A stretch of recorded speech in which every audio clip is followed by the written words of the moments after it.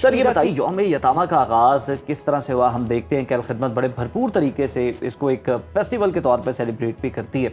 اس کی سرگرمیاں کیا صرف پاکستان میں ہوتی ہے یا پھر جہاں جہاں پر الخدمت کے مراکز ہیں یا جہاں پر بھی کام ہو رہا ہے وہاں پر بھی یہ منایا جاتا ہے؟ جیسے آغاز میں بتایا انہوں نے کہ یہ تو ایک مسلمان جو بھی ہے جو اللہ اور اس کے رسول پہ یقین اور ایمان رکھتا ہے تو اس کو تعلیم تو یہ دی گئی ہے کہ جس کا باپ دنیا سے چلا گیا اور بے سہارا جو بچہ ہے تو اس کو معاشرے کے تھپیڑوں کے حوالے نہیں کرنا، اس کو ہم نے لک آفٹر کرنا ہے، سنبھالنا ہے. تو یہ سینس تو جہاں پہ بھی مسلمان ہیں دنیا میں ان کے اندر موجود ہے. 2013 کے اندر IHH ایک بہت بڑا ادارہ ہے، ترکی بیس ہے یہ، تو وہ بھی یتیم بچوں میں کام کرتے ہیں. تو انہوں نے یہ انیشیٹ کیا کہ جیسے کہ مدر ڈے ہے، فادر ڈے ہے، مزدوروں کا عالمی دن ہے 1 مئی، تو اس طرح سے یہ طبقہ جو ہے جو کہ سب سے ہی آپ سمجھیں کہ جس کا والد دنیا میں نہیں ہے اور کوئی سنبھالنے والا فیملی ممبر بھی ایسا نہیں ہے جو بچوں کو سنبھال سکے، تو بھی ان کی طرف متوجہ کرنا چاہیے. تو انہوں نے اس کو انیشیٹ کیا اور OIC جو ہے مسلمانوں کا جو ادارہ ہے پوری دنیا کا، تو اس کے اندر پھر یہ 15 رمضان جو تھا یہ طے ہو گیا 2013 میں کہ اس کو پوری دنیا کے مسلمان ملکوں میں جو ہے یتامہ ڈے کے یوم یتامہ کے طور پہ، آرفن ڈے کے طور پہ منایا جائے گا. اس کے بعد پھر یہ ظاہر ہے الخدمت بھی اس میں کام کر رہی ہے، ہم شروع سے اس میں کام کر رہے ہیں، لیکن جب 2005 کا زلزلہ آیا تو اس کے اندر بہت سارے علاقے خاص طور پہ کشمیر اور بالا کوٹ، آپ کو اندازہ ہوگا بالکل ہی وہ صفحہ ہستی سے مٹ گئے، ساری آبادیاں گر گئیں، بہت لوگ مرے اس میں. تو اس میں بہت ساری ایسی تعداد تھی فیملیز کی کہ جن کے سرپرست اور بڑے چلے گئے دنیا سے، بچے یتیم ہو گئے.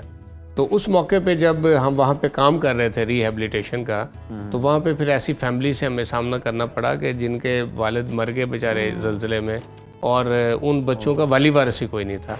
تو پھر اس کام کو آپ سمجھیں کہ الخدمت نے پراپر آرگنائز کیا اور پھر ہم نے اس کے 2 ماڈل بنائے. ایک ماڈل تو فیملی سپورٹ پروگرام ہے اور دوسرا آغوش ماڈل ہے. فیملی سپورٹ پروگرام میں تو بچہ اپنی وہ رجسٹرڈ ہو جاتا ہے، ہمارے نیچے جو الخدمت کمیٹیز ہیں ان کے ذریعے سے ہمارا فارم ہے، رجسٹریشن ہم کرتے ہیں، اور وہ فیملی کو جو ڈیزرونگ ہے، یہ ہر یتیم بچے کی ہم اس طرح سے نہیں کرتے، وہ یتیم بچہ کہ جس کو سنبھالنے والا کوئی نہیں ہے، اس کا ریلیٹیوز میں سے بھی کوئی ان کا سہارا نہیں ہے. بعض غریب فیملی ہوتی ہیں وہ اپنے بچوں کو سنبھال رہے ہوتے ہیں، وہ بلکہ بعض دفعہ تو یہ ہوتا ہے کہ وہ اگر بچے چھوٹے ہیں، والد فوت ہو گیا تو سسرال والے اس کو کہتے ہیں کہ تو اپنے والد کے گھر ہی چلی جاؤ،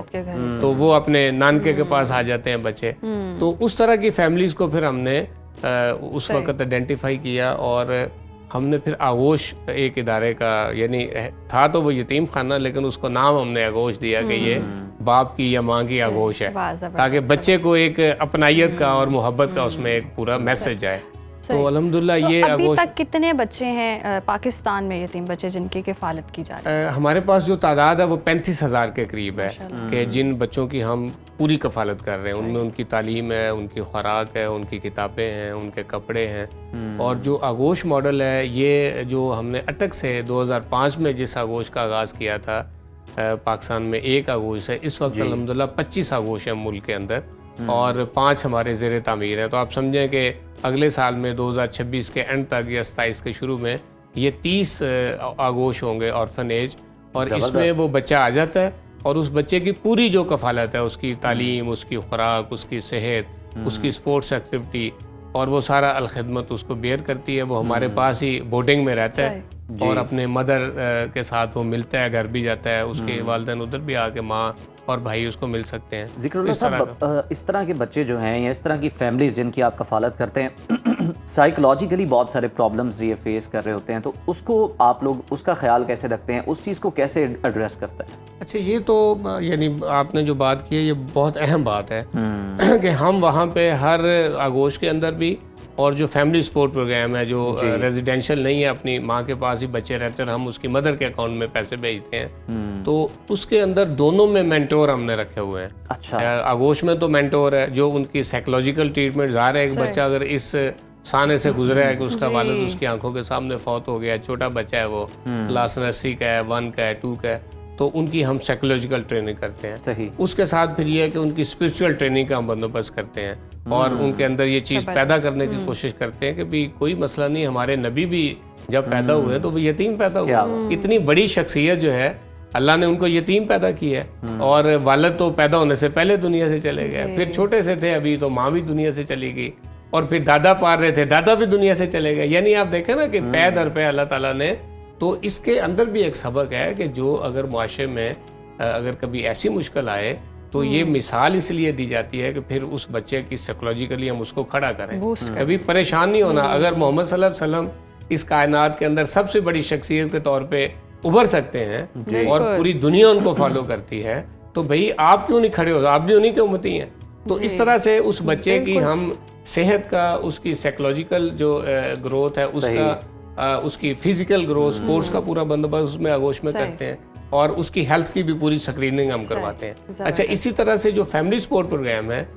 اس میں پھر یہ ہے کہ ہم اینول اسکریننگ کرتے ہیں ان بچوں کی, اور ان کی مدر کی بھی کرتے ہیں. ان کی ماں بھی آتی ہے, اس کا بچہ بھی آتا ہے. جیسے لاہور ہے تو شیخ زید ہاسپٹل میں ہم وہ پورا یہ نہیں کہ آغوش میں لیتے ہوئے بس ایک دفعہ اسکریننگ کروائی, سال بعد دوبارہ ہوتی ہے. اینول اسکریننگ ہے ان بچوں کی صحت کا. اچھا, پھر کھانے کا بھی الحمدللہ جو معیار ہے ہمارے آغوش کا, اگر آپ ضرور وزٹ کریں, یہ شیخوپورہ میں بھی ہے, لاہور میں بھی 2 بن رہے ہیں ابھی, تو آپ اس کو ضرور وزٹ کریں, آپ خوش ہوں گے. وہ کھانا اتنا معیاری کھانا ہوتا ہے بہت کہ زبردست بات ہے کہ معیاری کھانا بھی, تعلیم بھی, تربیت بھی, ہر طرح کی جو ہے تربیت دی جا رہی ہے بچوں کو. اچھا, کیٹیگرائز کیسے کیا جاتا ہے, کیسے آئیڈینٹیفائی کیا جاتا ہے کہ اس بچے کو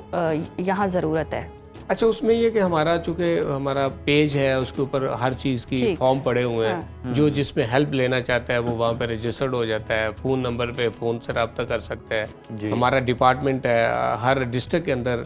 اس کا فیملی سپورٹ پروگرام کا پورا سیٹ اپ موجود ہے. اسی طرح سے آغوش کا بورڈ ہے پورے ملک میں, ایئر مارشل فاروق حبیب صاحب جو ہمارے نائب صدر ہیں وہ اس بورڈ کے چیئرمین ہیں, وہ ان سارے آغوش کو لک آفٹر کرتے ہیں. تو بچہ ہمارے پاس اپلیکیشن آ جاتی ہے, اور پھر ہم ڈسٹرکٹ کے اندر جو ہماری